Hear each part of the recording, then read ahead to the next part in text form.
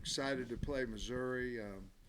You know, obviously we're disappointed we're not going to be bowl eligible, but we have a lot to play for, especially since we're playing our rival and a really good football team in Missouri. Offensively, just outstanding at everywhere. Really good offensive line, quarterbacks, fast, mobile, can throw, got great receivers. Running back is uh, is a beast, and then on defense, they're playing really well in the secondary. Safeties are very physical. Obviously up front, Robinson has got a lot of sacks, and they've got a they out physicaled us last year, and certainly have a physical team, really good team. Eli's done a really good job there, and but we're excited to obviously play our rival. Coach Hunter obviously threw his support behind you, addressed the team, and did you know he was going to do that? And Did not. what No. was your reaction personally? Well, I mean, there's a lot of emotion in the room, but I didn't know it. But he wanted to address the team right before we finished with the conversation, and it was really cool because of the kids. They went off. And it was just it was. I don't ever want to get in that situation, but it was a special moment to be a part of. It was really cool. How important is it for him to come out and do that in terms of future stability with the Yeah, program? Not obviously you, but recruits, yeah. everything else you're trying to do. Well, I think it's really big because we're getting a lot of negative uh, from coaches, in recruiting, and I'll say this: I think when you sign up for the SEC, um, you have to win. I mean, and it's here, A&M,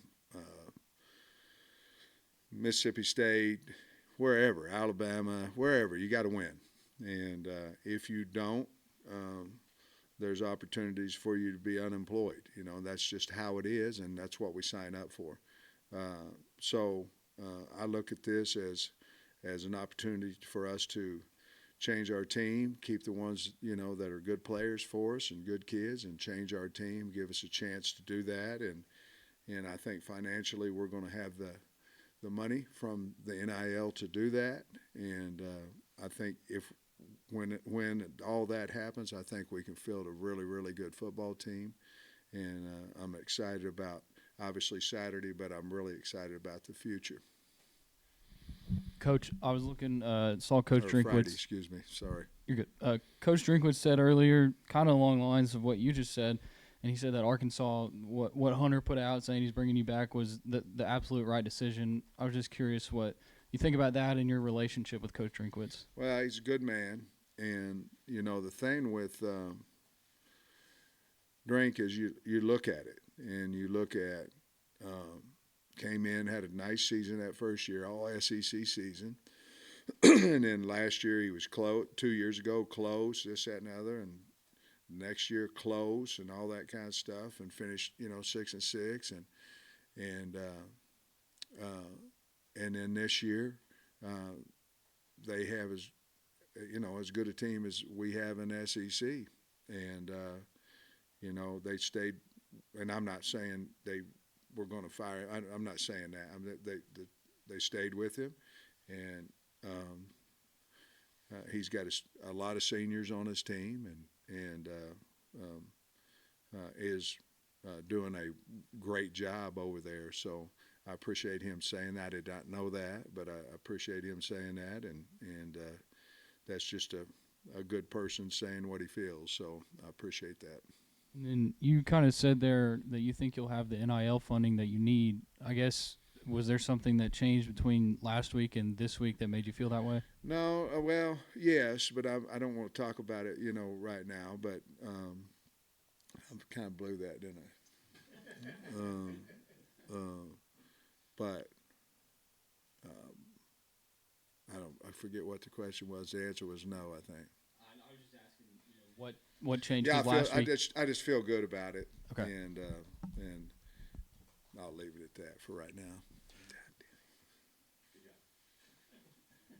We all know what you inherited here, and you had to build Yeah. fast.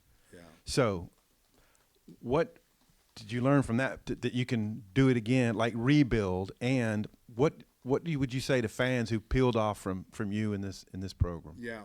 Well, I don't, how they handle that, we want to earn their trust and come back, and I think that's anyway. You have to show what you can do, and I think when we do, I think we'll get them back. But I understand. The other part about it is it's a different world than the first time when I was here, and I mean the first years I was here.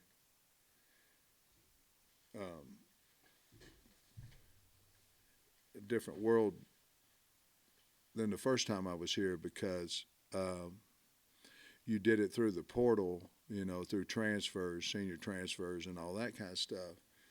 Now you're doing it through recruiting, NIL. It's just things have changed. I actually think it's easier to change a program now than when we first came in. Felipe Franks was here Saturday, and to me, he was that key guy that we needed that first year, both publicly, hey, Felipe Franks wants to come, and then obviously on the field, and so I think recruiting. I think we can recruit against anybody. It's just you can't recruit against anybody financially, and I really think I feel good about where we're sitting now, and if that's the case, then I think we can go out and recruit against and fare well against anybody in the country. In 21, your team was underdog a lot. In 20, and you won a lot of games as an underdog, so you kind of overperformed. This year, you've been the favorite in some games and haven't shown up. What's the difference? How do you get that back? Well, I mean, Tom, that's a little rough now.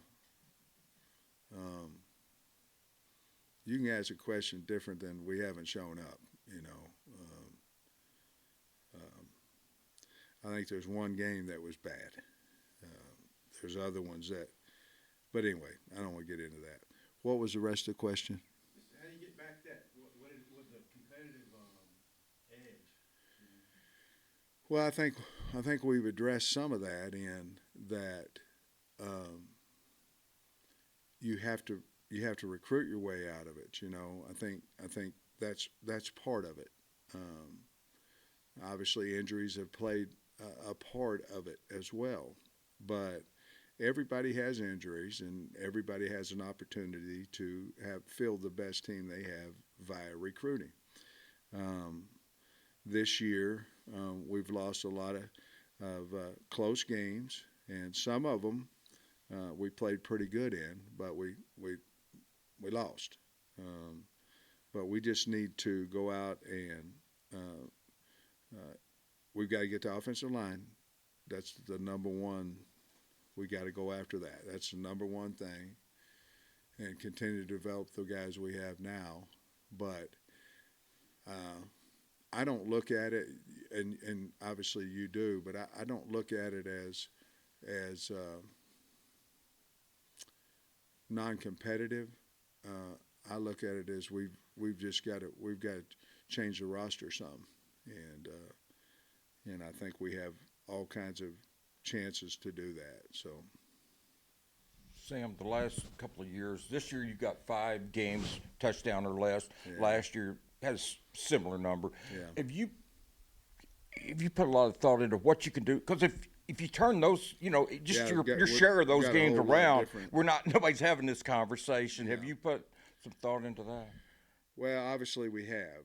I think that's got to be our biggest study in the off season. Of did it just happen and we played really well, and the last drives, what did we do? What was my decisions during the game that affected the game, positive or negative? I think really we got to sit down and figure all that out. We obviously do that each week per game, but in totality, we haven't, obviously this year. But we need to do that and figure out how we can. And it's not just as simple as, well, somebody's got to make a play, there's a lot of reasons that go into that. And really, it's not the last quarter as much as it might be you wasted 4 points in the first quarter. We get a pick and we settle for a field goal, whatever it may be.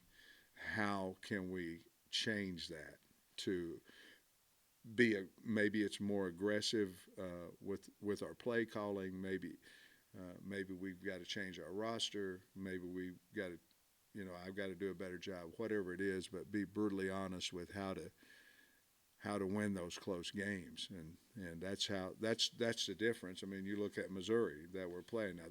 They've really played well and blown some teams out, but they've also won some close games as of Saturday, and so we got to figure all that stuff out. You've mentioned the kids and the recruiting, and you've spoken with us about your own confidence and your job security. I'm just wondering, emotionally for you, Hunter, what he did, Saturday night and Sunday, did that have any, relief for you, or was, I guess maybe you weren't surprised though by it either? I wasn't. I mean, we've never had a conversation that I was ever going to get fired or anything of that nature. The pressure that I had was one on myself, more about the people employed in the building, more about the state, the fans. Nobody wants to disappoint anybody that has character about them, and so it was never, and I mean this, it was never one time about me, never. It was always about the recruits, the kids I'm coaching, the building, and the state of Arkansas. I've lived a dream life, and I want to continue to do it, but it never was about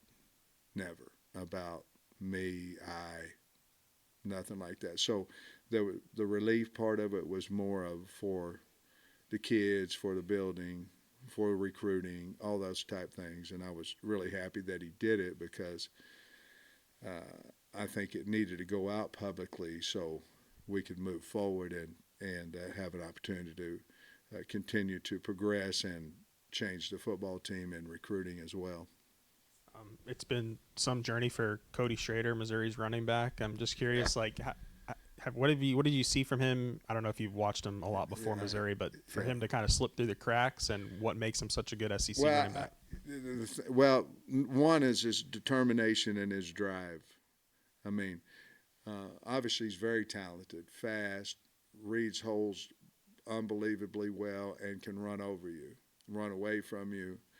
But, he went to Truman State, and Truman State used to be old Northeast Missouri State. When I was at Pitt State, we played them in the Moelia Shrine Bowl. Got beat, by the way.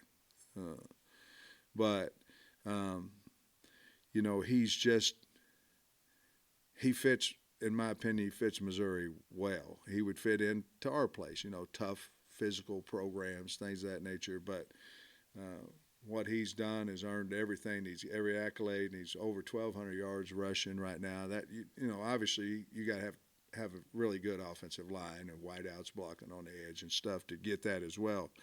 But I'm just, I'm happy for him that he took that chance, went in there, and is one of the top running backs out there in the country, and it's a really, really neat story.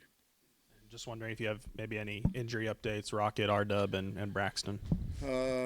Rocket has a labral tear, and so he at some point here in the next few days he'll have to get that repaired.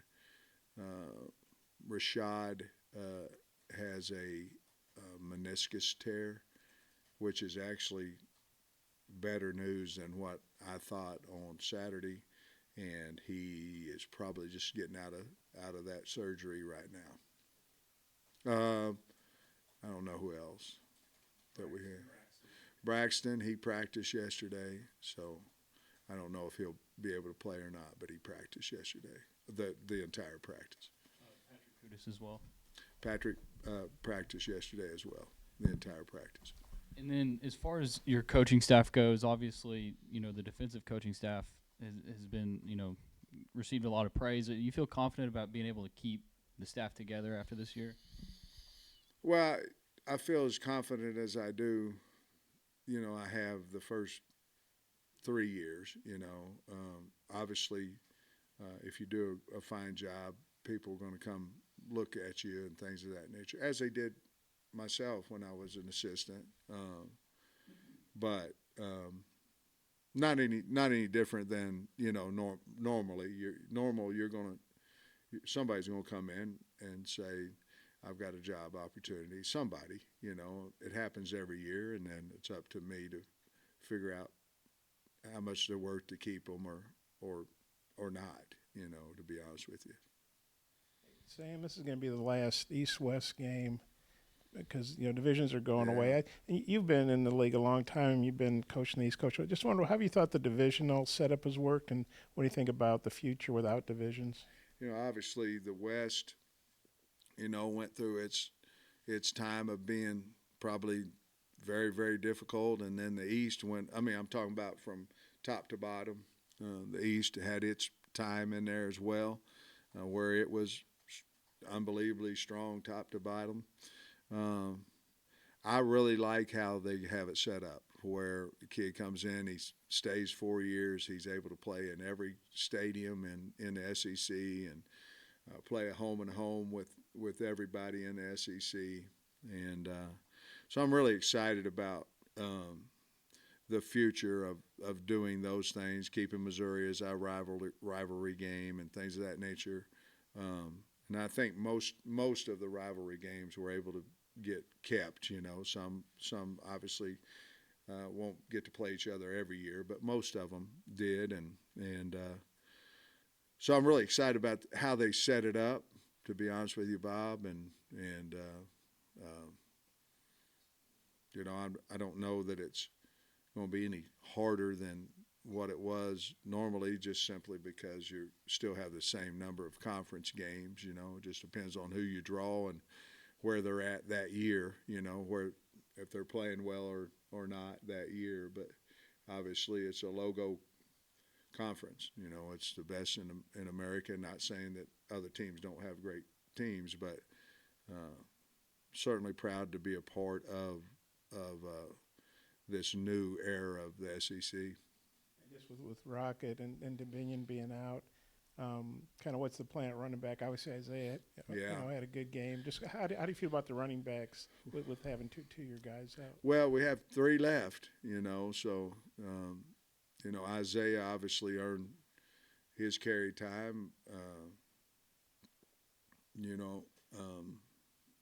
Dominique earned, he looked really good the other night, I thought, and certainly AJ. So obviously we're going to try to rev up 23 a little bit more after his performance, and I really liked how Dominique, when he got his shoulders turned, I thought he really did some good things of moving the pile and things. A big man, and more importantly, I think he probably got some confidence out of it. He really hadn't had a lot of confidence in that knee. It just hasn't. Since some guys get over it earlier or faster than others, but I think he got some confidence out of a few of those really good runs that he made the other night. Hey, Coach, you've faced a fair amount of really talented offenses this year, but the combo of Burton, Cook, Schrader up there in terms of balance, not just in the SEC, in terms of the entire country. What sort of challenges does that offense bring to you on Friday? Well, a lot, because, are you going to play man-to-man coverage and try to stop all the stretch plays, the nakeds, all these things? Because the guy that, because Cook's fast, like fast, and can hurt you with his legs and his arm. Weiss, the transfer that came in, he's outstanding. So they have with Cooper too, the other wideout. They're talented. So it's going to be very difficult. We're going to have to show them a lot of different looks, show them a lot of different things. Obviously, they have a check system too. So we're going to have to be ready if they check to check to check, things of that nature that, you know, we're going to have to tackle well in space, and we're going to have to tackle the running back. We're going to have to get him on the ground without him breaking tackles. Very, very tall task.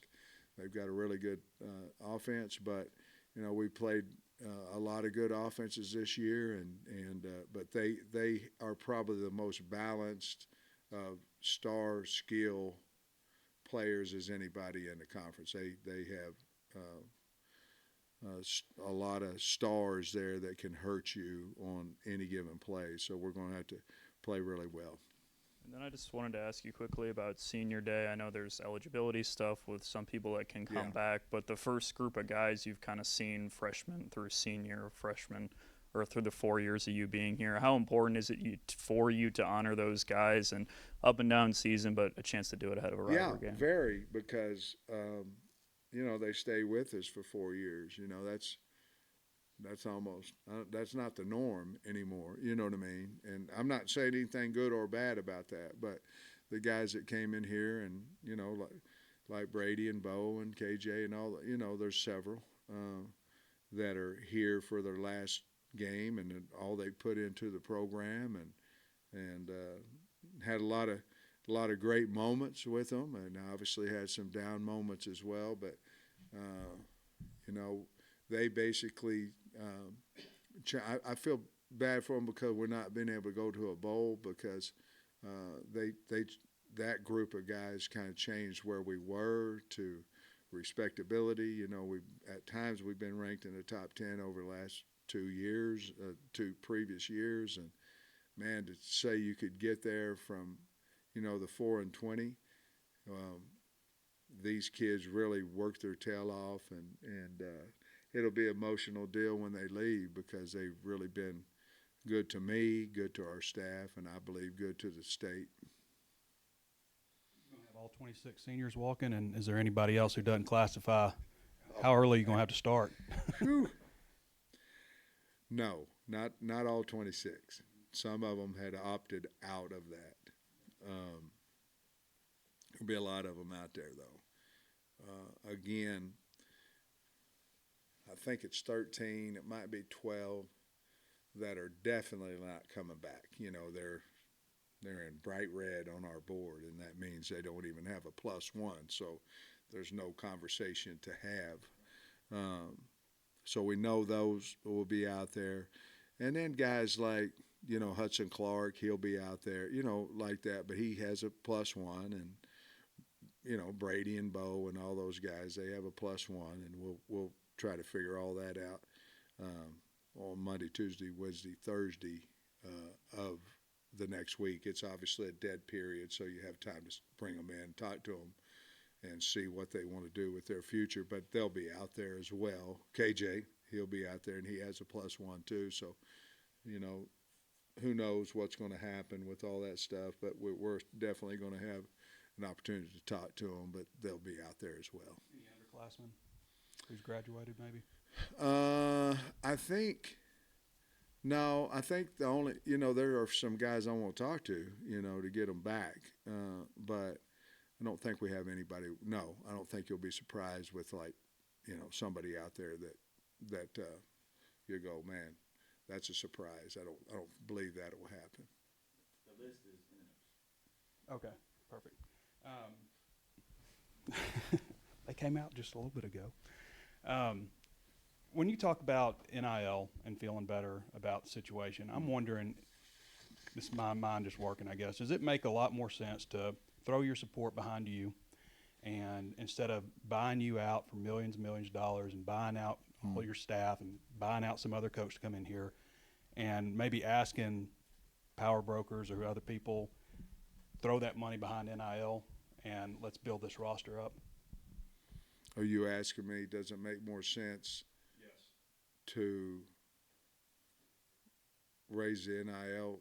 Instead of spending $25 million to change coaching staffs to Well, you got it. Yeah. Elsewhere. Well, I mean,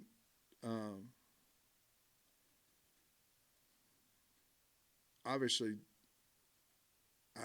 I believe in me and I believe in our staff. So I would say whichever one of the two you said first. I think if you said give us an opportunity NIL wise to see what we can do, I think that would be the smartest thing to do. Sometimes you got to be careful what you wish for. You change the program, it might get worse too, you know. But if you, so, yeah, I think if we get to budget and this, that, and other, we can go recruit. We're Arkansas. We have a love for here. I think we can go recruit against anybody, but it's hard if you don't. Missouri's had the upper hand in this series. I think it's 7-2 since you guys became Yeah. permanent. Arkansas has had more tradition and more facilities. Yeah. How do you explain maybe the? Well, Barry was over there for 4 of them, you know, and then what are we 1 and 2? I don't know. You know, there was times in there where Missouri's been really good too. You know, let's say this, they've had better seasons than we have over the last, well, not necessarily last year or the year before, but you know, before that they have, and this year, and but most time it's a really close game, and we haven't come out on top. Obviously, if it's 7-2, I didn't know that, but thinking about it, it has to be not very good because Barry and them beat us 4 times in a row, I think. You've talked about Brady Cook being fast. What is it that's maybe got him is playing as well as he Playing has? with confidence. What they do is exactly what he does well. He can throw it out of the pocket, but they move him a lot, play action. But their entire team's just playing with a tremendous amount of confidence, which they should. I mean, they're 9-2 and ranked in the top 10 in the country, but you can see him just growing each and every week. I remember seeing a press conference from Eli, and he's talking about how, you know, Missouri booed him, you know, during the game, and he was upset about it, you know, and talked about it. But from that time on, he's been, and he was probably good that game too, but he's a really good player. A lot of people like to have him. 2 more. Grant, and we'll go to the back. I can remember when Coach Drinkwitz was an assistant at Springdale High School not Yeah. all that long ago, and he's had this success. What is it about him, do you think, that's allowed him and them to be this successful? Well, I think he's a really good play caller. I mean, I think he's really good at organization and those things, and this year's been a wonderful year for him, and I just think he's really done a good job of getting his roster like he wants it. So.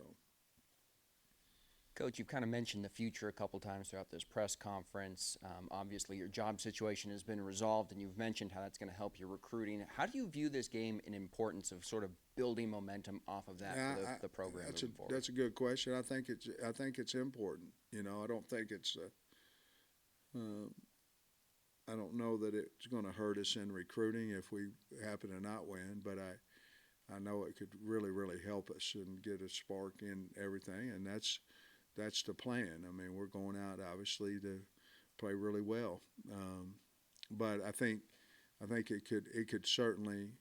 You know, we haven't beat a ranked team opponent this year, and we have the previous, I guess, all 3 of the other years, but that would be our opportunity to do that. Thanks, Coach.